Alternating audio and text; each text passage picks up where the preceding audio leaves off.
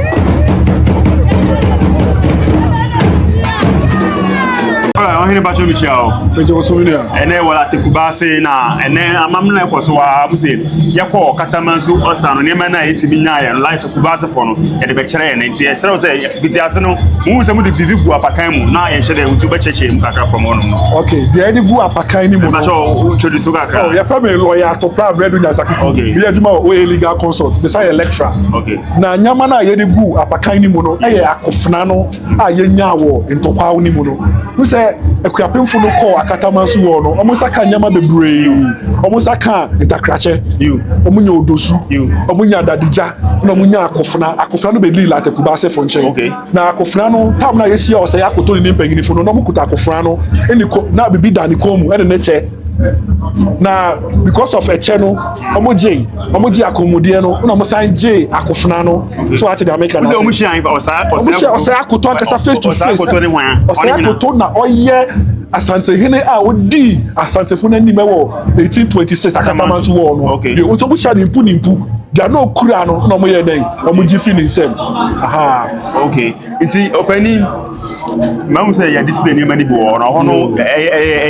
bia ya bia betimi akwa na ye nepe ana say visa ye nepe but nyama na gu ho no ye ko fa fi afi mu say ofi bi wo ho no ma ɔmo kɔ nyama na ɔmo nya ntɔkwa no mu ba ɔhene nje o de kɔto fi wabɔ ho ban because ɛno na ɛyɛ di a mo fifu no yɛ dɛ enyan eti mi sɛ mi bi fi ama sɔre yɛ kɔkɔ no yɛ wɔ akyiri bi a yɛfrɛ no kotogu so ati ase ɛwɔ hɔ nom sisi a wobɔ so sisi a na mpran ayɛ dɛn aba na akɔhwe wo enemies no wobɛtumi abɔ so na nkran nso ayɛ dɛn aba nti efie bi a de ne de ayɛ dɛn aba nti wo yɛ mo de ma de yɛ bɛkɔ yes obi a de ba kɔto ne fi saa na ɛte all right ɔhene mi da wase